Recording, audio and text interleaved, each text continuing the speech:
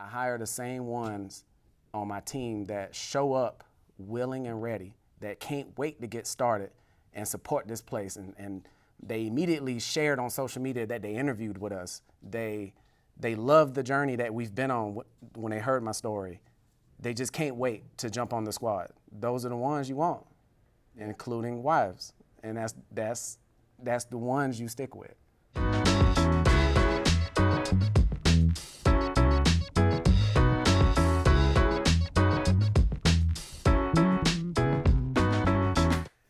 What's going on, guys? Welcome back to another episode of The Modern Man. I'm not Picasso, but we are at Wine & Design, so when in Rome, right? We're excited to be here at Wine & Design in Greenville, South Carolina. I'm gonna introduce the panelists before our guest.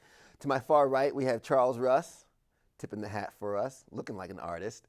Over to my left, we have guest panelist George Coward with us, previous guest, now a guest panelist. Great to have you on board. Glad to be here. And I'm excited to introduce our guest for today's episode, the owner of this wonderful establishment, Timothy Cunningham. Thank you for having us and bringing us in your world, man. Hey, I'm excited to have y'all here and give you a taste of what we do. All right. Well, what we're gonna do here is we're gonna paint during the episode while we talk, and we're actually gonna talk about pivoting and adjusting, because a lot of us living in the era of this pandemic, which is still going on. It's 2021 when a lot of folks are watching this, and through 2020 when it first hit, you guys had an awesome pivot.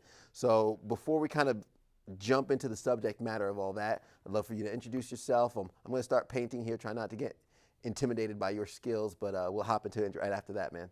Okay. Well, I am Timothy Cunningham. I'm not from the upstate. I'm from Chester County, and it's been a joy to be in the upstate. I've grown a lot, just like all the areas I've lived, and never would I have came back home to live anywhere but Greenville or Charleston, but Greenville is the one for us. Yeah. And we're 2 years into ownership here at Wine & Design. We've transformed the place into our dream, and the community just embraced it, and they had our backs during the pandemic. So the pivot was easy. They were just ready for whatever we had.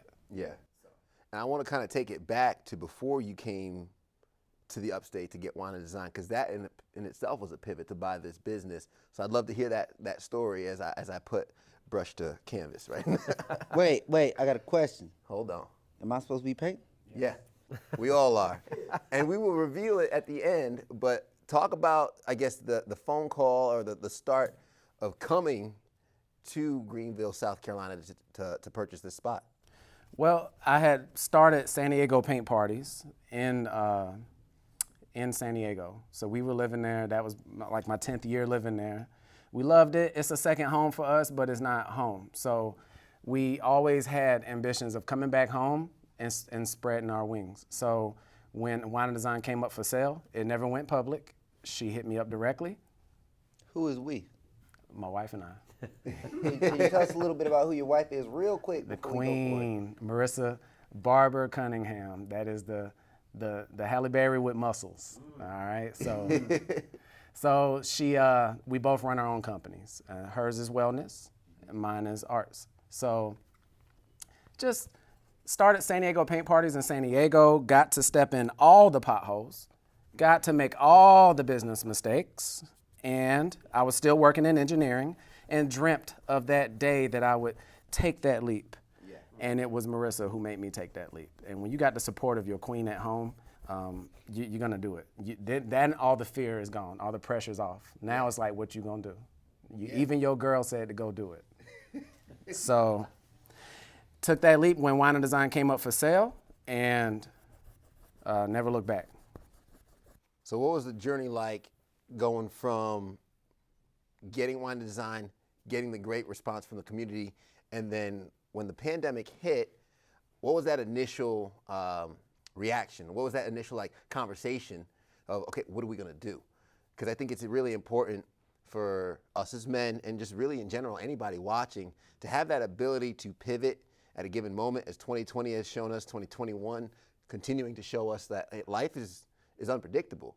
So I'm interested to know what that conversation and what the air was like when the pandemic first hit and you were kind of put with this situation. You have a business that you own, both of you being business owners, so that's your livelihood. There's no backup. Mm-hmm. Yeah. The studio is a big part of our livelihood. My company and her company both make up who we are at home. Where we live, what type of lifestyle the kids have. We've got 2 kids. So it really plays a part in that, so you can't let it die out. Plus, it's my dream. So I ain't letting it go nowhere. I didn't change my whole life to buy this place to just watch it go away because of a virus came around. Humans still have to be here, and we knew that. We need to serve them with their entertainment, their family gatherings, whether it be Zoom, whether it be here in the studio, whether it be me wearing a whole hazmat suit and doing it in their house. Whatever it's gonna be, we're gonna keep this place alive because this won't last forever. Yeah. You know, this too shall pass. I've told y'all that. Yep. This too shall pass. So it just wasn't there was no oh crap moment. It was like a delayed response, to be honest, by us. We were skeptics from the start. So we weren't we didn't get COVIDed up right away. So it was a whole, wait, like what's this gonna be? We sat back first and watched, is this really gonna be heavy? And how are we gonna navigate it? So we didn't shut our doors right away until the city said, shut your doors. And once we did have a plan. We had it all whiteboarded. We whiteboard at home every week. We have one in our bedroom, one in our office, and we got one here. And we whiteboard everything before we do it. We never make a move without it. And we are total opposites, even though we were born the same night. We don't think alike at all. So we whiteboarded all the ideas of what Plan B and C should look like, and we ended up on Zoom servicing companies with their team buildings. Any local company, BMW, Michelin, Microsoft, Cisco, all of these people hit us up for team buildings. They were tired of being cooped up. So we ship out supplies to them and meet them on Zoom, and we do this right here.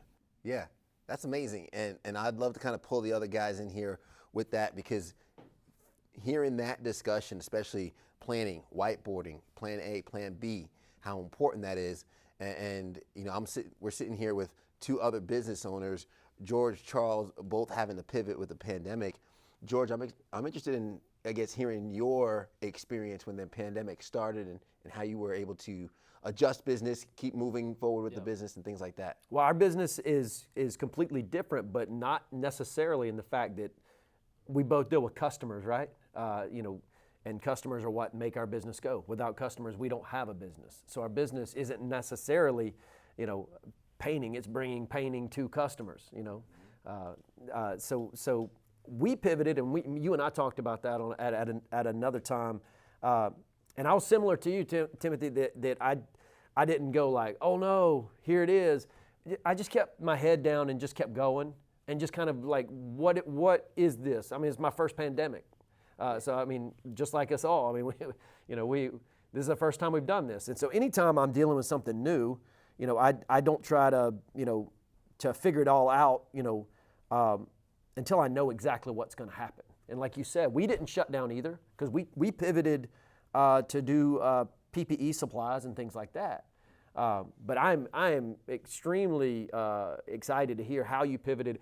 My curiosity as a business owner would be like, I love numbers and things like that, and I would almost guess that maybe there are some cons, obviously, but there are probably maybe some pros to the business model. And I'm wondering, because I've talked to some people that went, I guess, they found that, obviously brick and mortar, this is what this is about. But in some businesses, I thought it was interesting to see how how some people's profit margins went up in the pandemic because they saw bottom lines. And, obviously there are ways that I could steer my company to make more money, but there's a part of what we do that I enjoy the interaction, being a part of the community. Because we could shut off from the community and maybe do better numbers-wise.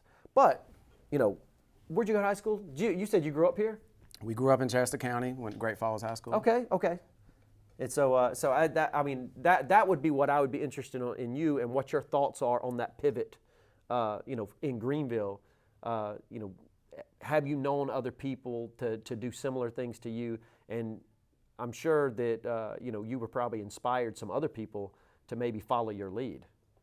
Well, we're in a franchise, so we have a family. Okay. So we use our Facebook connections with all the other owners of Wine and Designs very closely. Okay. So we were able to watch the worst of the worst happen to our Seattle studios, our Brooklyn studios, and San Diego and California and LA studios. Yeah. So we were able to see it.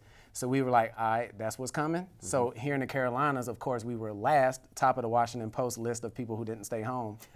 So like we were able to sit back and watch everything all these other business owners across the nation were doing to pivot their businesses, right? So we put into play what we felt our audience would like. We play, in a nutshell, we play very close attention to our audience. Were the other studios able to do what you did? They were. Okay. And not everything works for every studio. Just like everything that we work with our studios about, everything we network about, not all these ideas can be put in place at every studio. In general, some things always work, like painting, sipping, blah, blah, blah. Yeah. But not, we do blankets, we do the wood pallets, we do all these other projects. These acrylic pours behind us. We do all these projects, but not all of them work at every studio. So same thing with the pivots that we made. Okay, so we were able to just at least see, and we know our community so good here, our audience, that, like I said in a nutshell, we follow closely numbers like you guys do. How long did you say you'd been back before? How long when you purchased it before the pandemic? The year, like 6 months before. So that was quick. Ready or not? Here we go. So it was your test, right? Yeah. It's like getting married and having a big test all at once, like in the first year of marriage. That's what it felt like. So it just nothing's gonna take my drive away. I'm too hard-headed, and I'm too focused on the dream that we've created here for ourselves. Like I left engineering to do this, something I wasn't the best engineer in the world, but I held a seat, and we left that to do this. There ain't no way. I watched businesses close all around town, and everybody has their own story of why they needed to close, but they all closed in 2020. How's that a coincidence? Yeah. There ain't no way. I could blame it. I could say my mama died. We ran over the dog on the way to the hospital to run her in there, and then blah, blah, blah happened, so I closed my business. I don't want to come up with all these reasons. Yeah. So in the facing 2020 head on, I wasn't going to let it close my business, because that's the bottom common denominator that everybody faced. Yeah. I want to get Charles's, perspective when the pandemic hit, because as a gym owner, you had to pivot. Charles is mad he has to pay. Man. He just gave me the look like, you don't want Lay to the white on heavier. Thank you. Lay the white on and let it be. Just paste it and let it be. I went outside the lines, man. That's fine. I'm You're a little ahead of all of upset. us. I'm a little upset with my coloring game right now. Well, I got both sides of the experience. I got you got to shut your business down. And I'm probably gonna say something, Ted. You can cut it out. You can leave it. So I got you have to shut your business down. That won't happen again. So I'll just leave that out there in public. It won't happen again. And there's like actual moral reasons and thoughts about why I won't do that. Especially because I have an optional business. Yeah. You don't have to come to my business. You don't have to come to Wine and Design if you're uncomfortable. So there should be no forced closings, and I have to say that because that's important to me, and that's not. And most people say that's a Republican thought. Well, I'm not a Republican at all. But I agree with that sentiment. You're not going to close my business when I pay taxes. I own the building. You're not going to tell me that I can't have my constituents come here, especially when it's optional. So that's the first thing I want to say. But we definitely took a hit. The first time we did close, we shut down. But I will say, like, community is key. Yeah. Out of every member at Catalyst Gym, I had 10 people request to not pay because we were closed. Everyone else said, bro, we want you to be open when this is over. It's this much money a month. I will gladly pay that to make sure you're here when we come back. And that's special, and that's a special community. And I feel like part of like it's a community. And we built that community. Yeah. Like the comfort you feel talking to George Coward because you met George Coward in the gym, it's a community.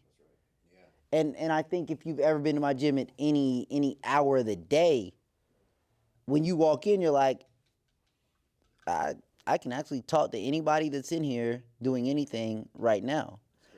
Now, from the financial advisory standpoint, totally different market. It actually has some benefits, and we've talked about that in some podcasts. I've had older clients that have never wanted to do anything virtual ever. They want to do everything face-to-face, paperwork face-to-face, which in my line of work is painful. It's hard. And now they're like, well, can you just send it to me? I'll figure out how to sign it. And they want to understand, and now they want to do Zoom conferences. So for me, it was a little push for me to connect with every one of my older clients virtually to show them what I could do and get them comfortable. So it's just adaptation, and it's taking advantage of adaptation. Ted, you told me I need to listen to Sapiens. I'm almost done with it, and you don't survive without adaptation. Yeah. That's right. Yeah. So that is the cycle of, unfortunately, that is the cycle of business. Yeah. I like to listen to trends and listening to all of your answers in how you handle your business, how we handle life, because I want to make sure that the folks watching know that this is not just applicable to business. This is applicable to life as well. You find a lot of good life practices in business practices. And the trend and the theme that you all have kind of expressed is, you know where you're going, right? You know where you're going. Timothy's like, this is my dream. I'm not gonna, no, what do you mean? You know? And even you're like, hey, I know I want to be with people. I could probably operate slimmer, but this is how I like having the people around me. And even Charles is like, listen, and you've told me, Charles, you're like, hey, people depend on their income with your gym. You know, the trainer's there, and you want to take care of them. So you all have a clear vision of where you're going. So when a roadblock comes up, it should just, okay, recalculate, rerouting. How'd you get so locked in on where you're going? And I'm going to bring this back to you, Timothy, in terms of, you know, whiteboarding that vision, whiteboarding that plan, and finding out the destination. What was that process like? Well, like Charles brought up, who is the other person? So my other half, that's the one, that's the whiteboarder. Yeah. Right? So that's the one that she initiates all ideas. It's like home renovations. Your lady always says, it would be dope to have this over here. And then your job is to say, I can't do that, or I can knock that out. You know what I mean? So, and that's the same way with business. Yeah. She's that one for Team Cunningham. She's the one that says, she's always the one that sparks that innovative thing. And I'm like, I can do that. How the hell did you think about that? But I can do it. And I'm the one that just puts this strategy together to knock it out. Yeah. So that is where all of the pivoting ideas came from. So it was the take-home kits that we provide for folks that don't want to come into the studio. It was the making the studio safe. We didn't just copy everybody. We didn't just copy Greenville restaurants. Our place is a little different. It's a BYOB studio. You don't come in and we don't serve you. So we fall in a gray area here. So she was able to get creative to make folks feel safe here. And I just take her lead and I'll run with it. I go way farther than she thought it was gonna go. So I compliment her on coming up with these innovative ideas all the time, but then she turns around and compliments me for how far I took it and how successful it actually was. Because like I told you, I stepped in all the potholes with my first business. And I step in some with this one, but I've learned a lot and I continue to learn every day. It's just, I'm better than I was 5 years ago. Yeah. So talk on that really quick with stepping in the potholes, because I mean, in life, in business, we make mistakes along the way, and you know, there's times where, you know, we might make mistakes that we think are the end of the world. Like, you make a mistake, like, oh, how am I gonna bounce back from this one? You know, how do you stumble and keep on walking? Well, today is gonna hit you. You're gonna wake up tomorrow and still have to be Ted and have to be Timothy tomorrow. So I don't believe in pouting too long. Yeah. You can't pout but for so long.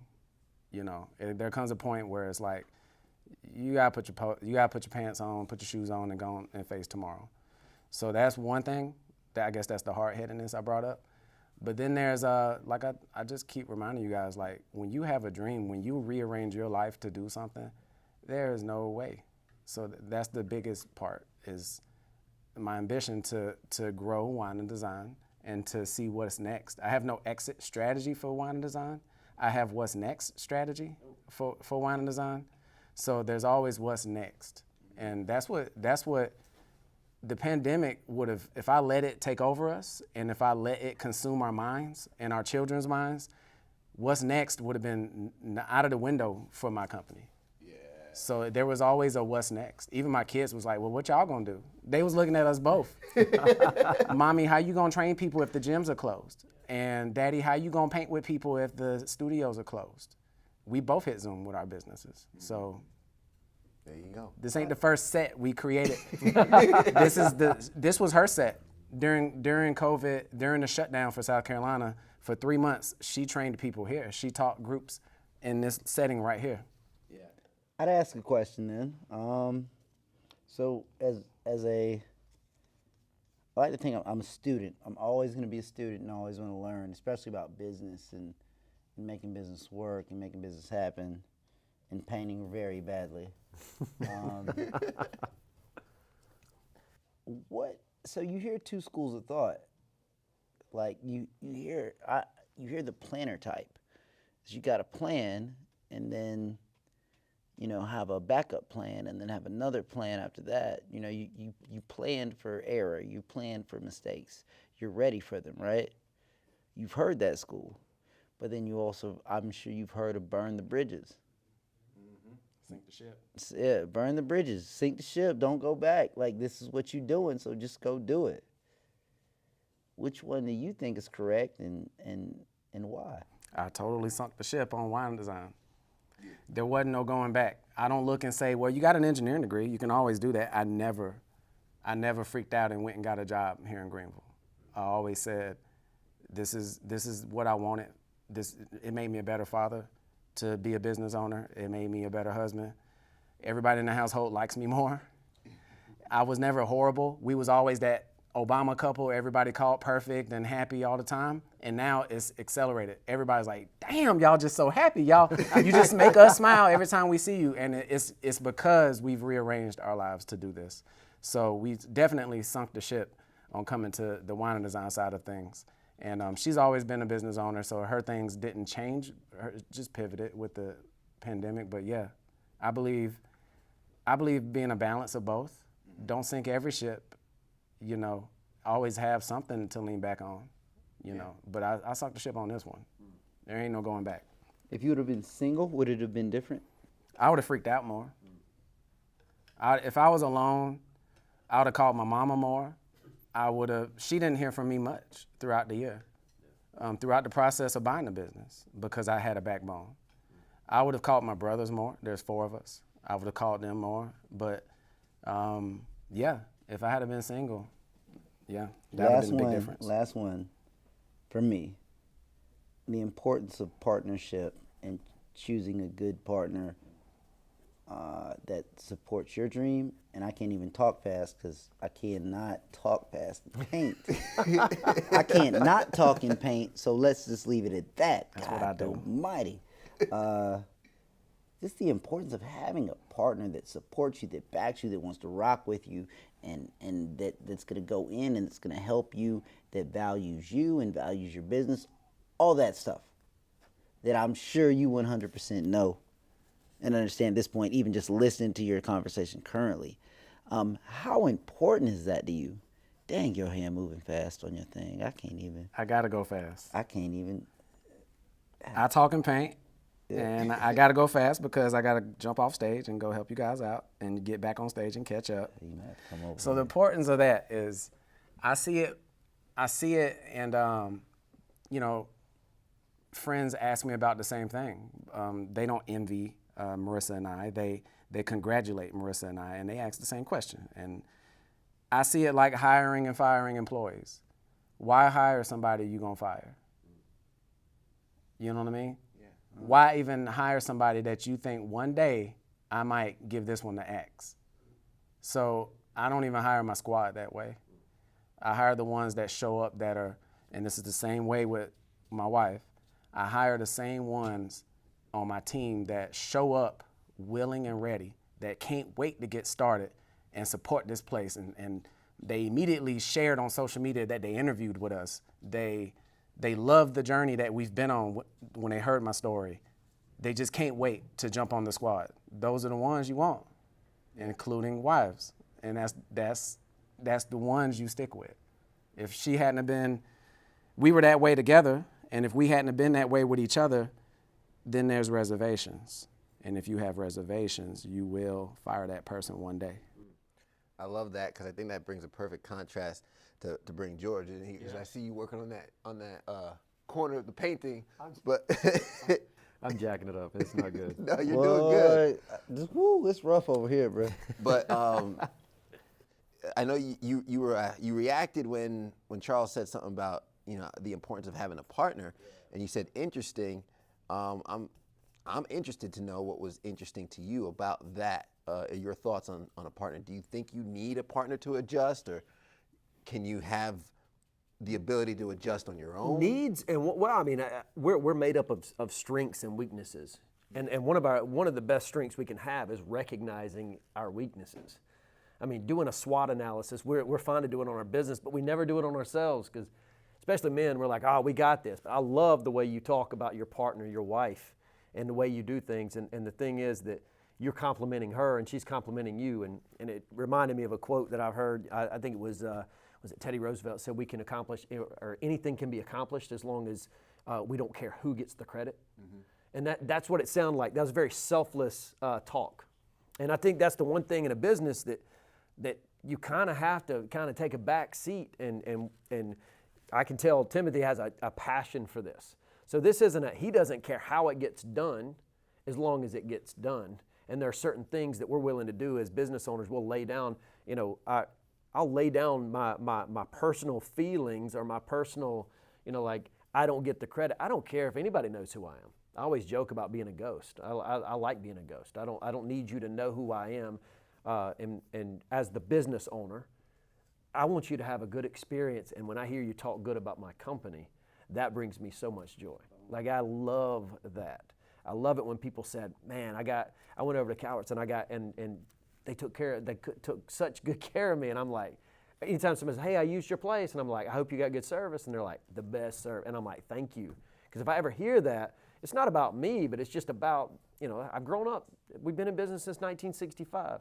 I mean, I'm 103 years old. I look really good for my age. That's where the grades came in? That's where the grades came in. Nah, but I mean, so it's a family legacy for me. And I kept hearing that, that small business professor that I think it was, at the time, it was 65% of second generation businesses, whenever that baton is passed, it fails. And I was like, not us. Yeah. Not us. And I see it like a house. Yeah. They done messed up when they let me buy Wine and Design. I ain't selling it to somebody outside the crew. Yeah. This is going to be legacy now. Yeah. They done messed up. Mm-hmm. I'm good with my business partners. I'm good with my landlords. Yeah. I'm good with everything. And I keep it that way, and I nurture that to where when it's time to hand it off, I can hand off the torch and I can go to what's next. No problem. Do you think about handing it off and bet? Because this is what I always think about, is I want to hand it off because I have 2 kids myself, and I don't know if they're going to come into the business or not. Mm-hmm. I would never press them to do anything, but I would hope that whoever it is, that whenever I cease to breathe anymore, that I've given it to them in better shape than I got it. Yeah. And that's the kind of what drives me, is I'm always trying to systemize and do processes, and I'm doing process mapping right now, which is super boring, but it's super exciting to understand, like, how is it that we do this? And it sounds so, basic and elementary. It's like, how do we pick up this paintbrush, and how do we, but when we don't practice most of us played sports at some point. Like, when you don't go back, even the greats, they go back and practice the fundamentals, and that's who excel. And we got to do that in business as well. Go back and practice the fundamentals. What is it that people are enjoying about Wine and Design? And what are people, is there any room for improvement? And where it is, because a lot of times we get confident and a little conceited, and we go like, nah, man, we're great. But I always believe that I always tell people, I'm not married to any process, and I am willing to back up and punt at any time if there's a better option. You just said something about back up and punt. Yeah, like we definitely are open ears to our team and to the community. When there's legitimate areas for improvement, we never hesitate to say, gotta change that. That's right. Gotta jump on that and you have to immediately admit that's been biting us, right? Yeah, that's right. Or that bit us last year, whatever. Right. So yes, on top of that, we jump on top of our opportunities to make it better. And I know I've gotten to where I walk in here and I jump on my classes, and I don't care what energy the crowd has. Yeah. Usually our classes are 25 people in size, and I grab it by the reins. You know, I don't force them to have a good time. I find a way. Yeah. I find a way to get them to open up. I don't care if it's an hour in or 10 minutes in. So I know I got that, but I don't strut it. Yeah. And of course, like you said, I don't tell them I'm the owner. They have to ask. If they feel it and they ask, yeah, I'm the owner. Yeah. No big deal. So I just make sure that I do, even though I have that and I recognize that I'm at that level, I listen and I flow with them. I flow with the audience. I flow with the needs of the customers. I flow with the needs of my crew. And we definitely push that pride aside, and we allow that humiliation to come on in and say, all right, now it's time for this, it's time for that. Yeah. So I'm going to give everybody their paintings their 5-minute warning. 5-minute warning. 5-minute warning. Start wrapping the paintings up. I'm going to knock mine on the floor, man. I ain't messing with I love kind of what you were talking about staffing and leaving something better than you found it, because I think it's better to adjust something that's already in good standing. For example, sure, you were 6 months in when the pandemic hit with wine and design, but if you didn't have a foundation, you don't have a wide base, you can't pivot and shift as fast. So I'd love for you guys to speak on a little bit of the importance of, grounding yourself, having that foundation, the fortitude of the plan, but also we have to have a system that works. Because if you go virtual and the wine and design system doesn't work, it doesn't work on Zoom. A lot of people think technology is the solution, when in fact it's the enhancer of whatever business you've already established. And I think a lot of businesses have been kind of finding that out. It's like, oh, we have a great infrastructure. We went online, business pops. Other businesses weren't as lucky. So I guess, talk about that, the importance of establishing that foundation. Go ahead. Let's start with Charles. Okay, so I'm actually going to pull back on you a little bit, Teddy. There's a lot of bad information out in public, and I'm going to say that right now. So it's just like, as a financial advisor, people want to listen to they want to listen to rich people tell them about money, when that person actually didn't make any of their money because they knew about money. They made their money because they have a specific talent. A comedian is rich because they're funny. That doesn't mean they know anything about investing, saving, budgeting, or anything else. So I want to pull back to there. So all these people are talking about businesses and, I was always well-grounded. Well, a lot of times we're not even talking about well-grounded. I opened my business and COVID hit. So of course I'm not well-grounded.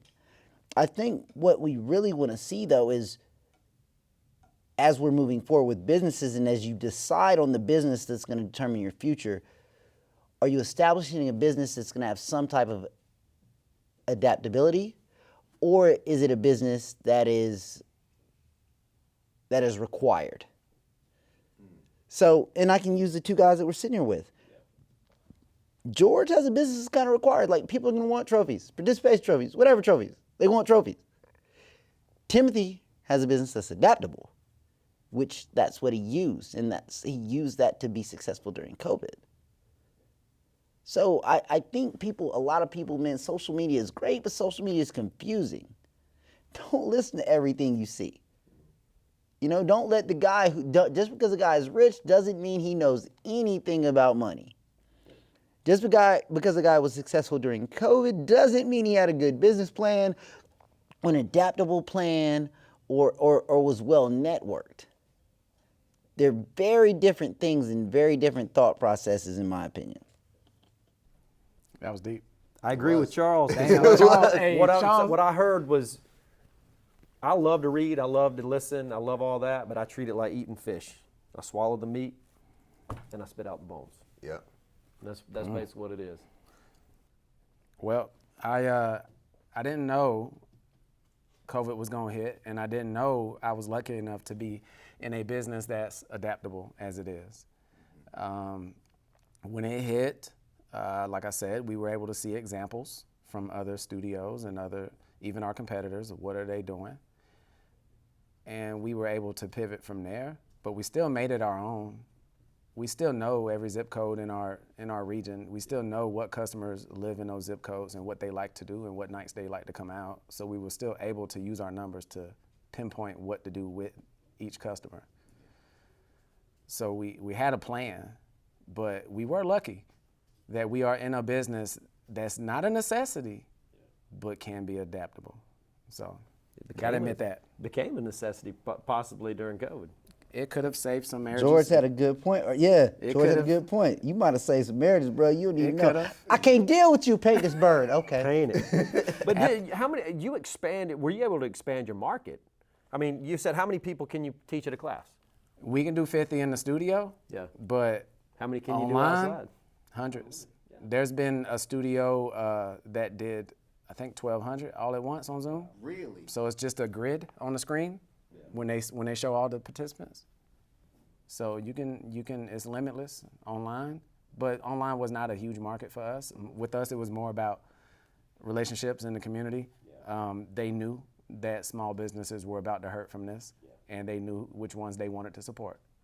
All right, so the relationships we had created in the 6 months we had been open, they felt for us, and we also supported other small businesses. All the breweries, all the other places that we frequent, we made sure to get our beer from them instead of other places. We made sure to get our entertainment from them or go curbside to them.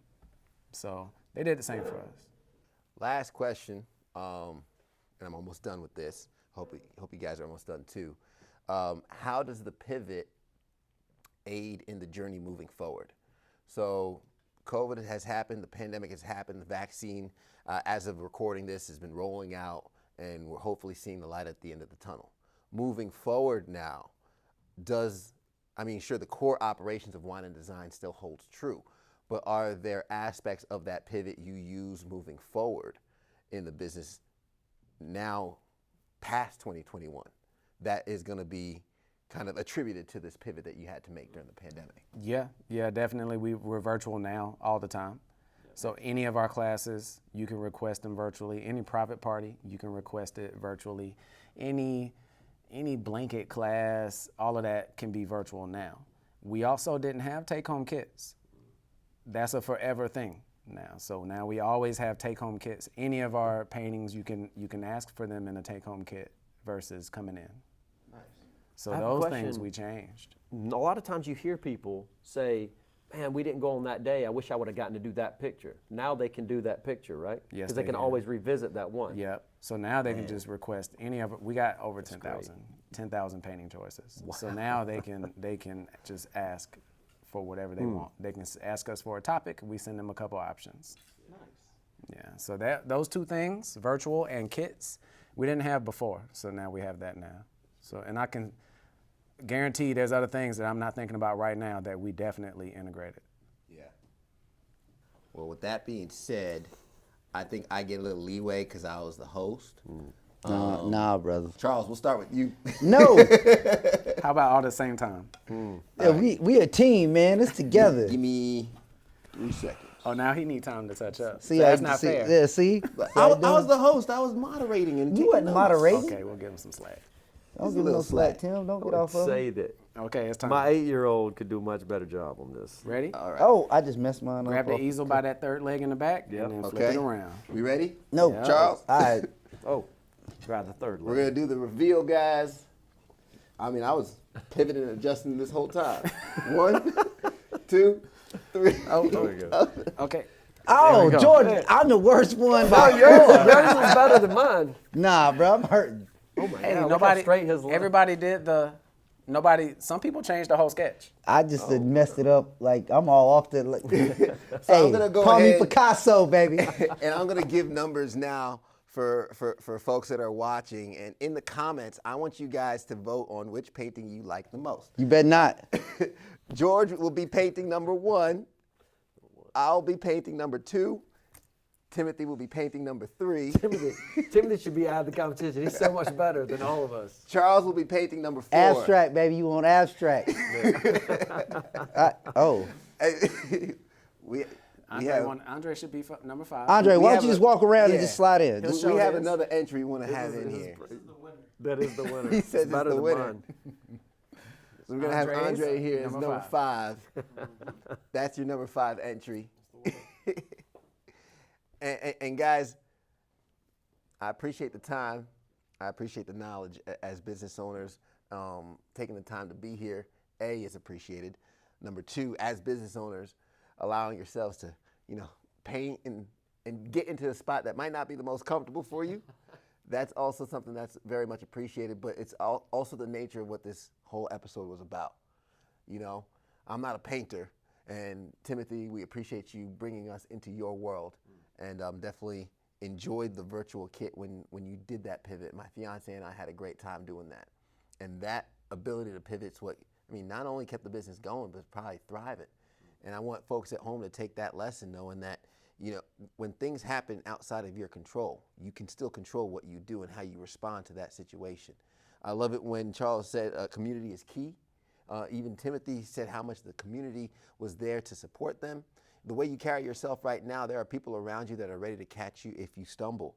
And what's next strategy? Timothy said he's not looking at an exit strategy. It's a what's next strategy. And like he said before, life hits you in the face today, you got to wake up tomorrow, and you got to live life again. That's what it's all about. We got to keep moving forward. So I hope you guys got a lot of value from this. I know you guys are resilient. You're able to pivot. You're able to handle the scenarios that you're in and keep pushing forward.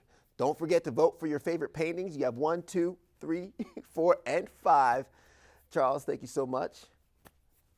George, thank you so much. And Timothy, we appreciate you, man. Thanks for having us here at Wine and Design. Absolutely. Thank you, guys. And as always, guys, we appreciate you watching this episode. Please share it if you think someone can benefit from this. Hit that subscribe button. And as always, go out there and be a modern man.